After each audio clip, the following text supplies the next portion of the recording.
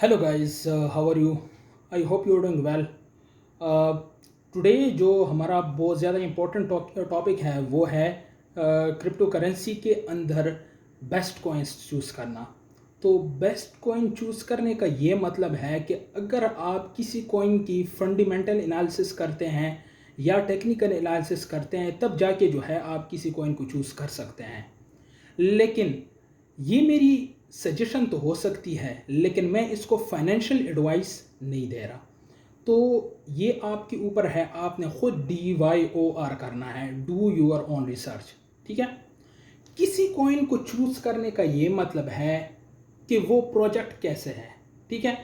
अगर वो प्रोजेक्ट बेहतरीन है, अच्छा प्रोजेक्ट है, आप उस कॉइन को चूज कर सकते हैं। अच्छा, जो सबसे इम्पोर्टेंट चीज़ है किसी कॉइन को चूज़ करना, उसके लिए ये इम्पोर्टेंट है कि वो किस एक्सचेंज में पड़ा हुआ है। आपके साथ बहुत ज़्यादा एक्सचेंजेस अवेलेबल हैं। आपके साथ OKX है, आपके साथ बाइनेंस है, आपके साथ बेस कॉइन है, कॉइन बेस है, वट एवर जितने भी हैं आपके साथ टॉप एक्सचेंज पड़े हुए हैं।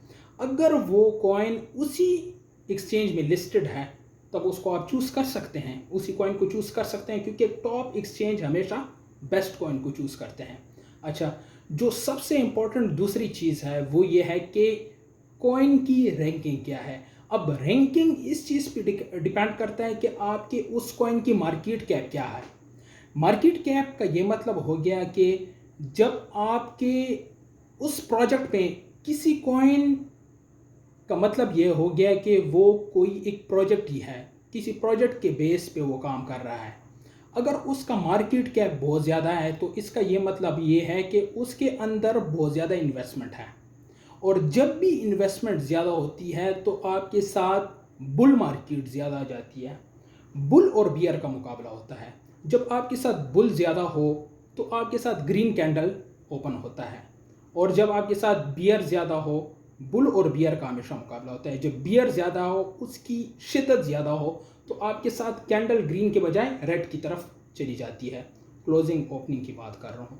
अच्छा, अब हम आते हैं, जो इम्पोर्टेंट चीज़ है वो है कॉइन्स के हवाले से हमेशा जो सबसे इम्पोर्टेंट चीज़ ये है कि आप टॉप 50 या टॉप 100 कॉइन्स चूज़ किया करें। ठीक है। दूसरी जो सबसे इम्पोर्टेंट चीज़ है वो आपके साथ सप्लाई है। ठीक है। जब किसी चीज़ की सप्लाई बहुत ज़्यादा कम होती है, किसी चीज़ की, आप डेली लाइफ की एग्जांपल लो, किसी चीज़ की सप्लाई कम होती है, हमेशा उसी का डिमांड ज़्यादा होता है। तो सप्लाई और डिमांड जो है ये दो दो चीज़ें हैं, दो चीज़ें हैं जो इन्वर्सली हैं। जब सप्लाई कम हो तो डिमांड ज़्यादा हो जाता है, जब सप्लाई ज़्यादा हो तो डिमांड कम हो जाता है। ठीक है। अब किसी कॉइन का सप्लाई से ये मतलब हो गया कि उसका मतलब वो कॉइन कितने हैं, उनकी क्वांटिटी कितनी है। आप उसकी क्वांटिटेटिव मेजरमेंट करते हैं क्वांटिटी के लिहाज से, नॉट अ क्वालिटी। क्वालिटी अलग चीज़ है, लेकिन क्वालिटी सबसे पहले है, क्वांटिटी उसके बाद है। अब क्वांटिटी की जब बात की जाए तो हम ये बात करते हैं कि उसकी सप्लाई कितनी है। तो हमेशा ये याद रखिएगा कि जितनी भी सप्लाई कम होगी, ठीक है, उतना उसका डिमांड ज़्यादा होगा। ठीक है। अब सपोज़ कुछ ऐसे कॉइन्स मैं आपको बता दूं जिनकी सप्लाई तो कम होती है लेकिन उनकी रैंकिंग अच्छी नहीं होती। उसकी असल वजह मार्केट कैप है, क्योंकि उसमें इन्वेस्टमेंट कम कम से कम होता है।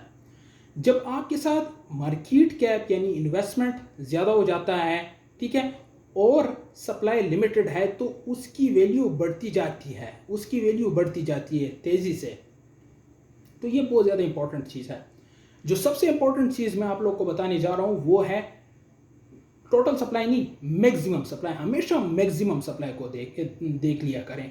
कभी कभी इस तरह होता है कि आपके साथ एक्सचेंजेस में जो है कॉइन्स लिस्टेड होते हैं, तो उसमें क्या होता है, इन लोगों ने सर्कुलेशन, जो सर्कुलेशन होती है, मतलब वो कॉइन्स जो अभी अवेलेबल है, जो अवेलेबल है बाई करने के लिए, सेल करने के लिए, वो सर्कुलेशन है।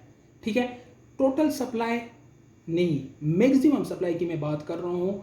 अगर मैक्सिमम सप्लाई बहुत ज़्यादा है आपकी सर्कुलेशन सप्लाई से, तो क्या होता है, कभी कभी कंपनी जो है वो मैक्सिमम सप्लाई को जो है मतलब सर्कुलेशन सप्लाई से लेके मैक्सिमम सप्लाई की तरफ चले जाते हैं, तो वो उसको कॉइन्स की क्वांटिटी को बढ़ा देते हैं। इसकी वजह से आपके कॉइन की जो वर्थ होती है वो कम कम हो जाती है। तो बहुत ज़्यादा इंपॉर्टेंट चीज़ है, हमेशा कोशिश किया करें वही कॉइन चूज़ किया करें जिसकी सर्कुलेशन सप्लाई और मैक्सिमम सप्लाई सेम हो, या मैक्सिमम और टोटल सप्लाई सेम हो। सेम होगा तो फ्यूचर में कोई इशू नहीं होगा। सपोज़ अगर उसकी मिसाल के तौर पर 2000 सर्कुलेशन सप्लाई है और मैक्सिमम सप्लाई जो है वो 4000 है, तो इसका मतलब ये है कि कॉइन आपका किसी भी टाइम उसकी वैल्यू हाफ हो सकती है। क्योंकि सिंपल सा फंडा है, किसी कॉइन की कीमत मालूम करने के लिए आपको दो चीज़ों की ज़रूरत है।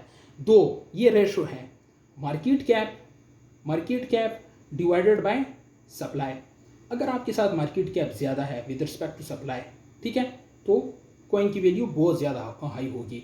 अगर आपके साथ सप्लाई ज़्यादा है, मार्केट कैप कम है, वैल्यू कम होगी। तो इन दो चीज़ों का रेशो है। आप किसी कॉइन का जो वैल्यू होता है, उसकी वर्थ होती है, वो अगर मालूम करना चाहते हैं तो ये दो चीज़ों का रेशो है। इसके अलावा जो है ये बहुत ज़्यादा इंपॉर्टेंट चीज़ है किसी कॉइन को चूज़ करना। तो इन चीज़ों को बहुत ज़्यादा जो है मतलब इन चीज़ों पे जो है बहुत ज़्यादा फोकस करना चाहिए। इन चीज़ों को बहुत ज़्यादा मतलब एहतियात से देखना चाहिए कि इन चीज़ों में जो है आप मिस्टेक ना करें। अच्छा, टॉप 50 जितने भी कॉइन्स हैं, टॉप 100 जो बाइनेंस पे लिस्टेड हैं, आप उनको ही चूज़ करें, बजाय आप टॉप 200 टॉप 300 में चले जाएं, ठीक है। और ये भी बहुत ज़्यादा इम्पोर्टेंट चीज़ है।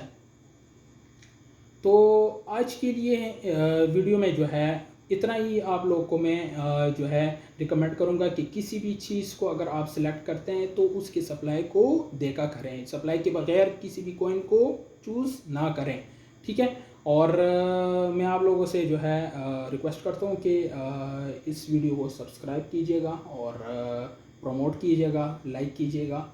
और तब तक के लिए आज के लिए इतना ही काफ़ी था। इंशाल्लाह नेक्स्ट वीडियो में मुलाकात होगी।